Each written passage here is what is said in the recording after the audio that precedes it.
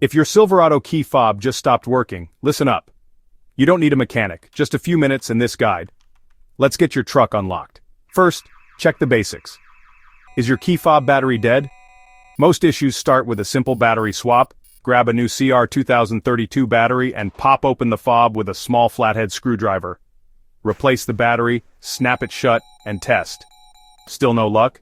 Make sure there's no interference. Electronics, metal objects, or even being too far from your truck can block the signal. Try standing closer or moving away from big metal objects. Next, inspect the key fob. If it's damaged or wet, it may need replacing. But if it's dry and looks fine, try reprogramming. Get in your Silverado, insert your key, and turn it to on without starting. Press and hold the unlock and lock buttons on the fob for about 15 seconds. The doors should lock and unlock, meaning it worked. Still nothing? Your issue could be deeper, maybe with the truck's receiver or wiring. That's when it's time to call a professional. Remember, most key fob problems are simple fixes. Try these steps first and you'll save time, money, and frustration.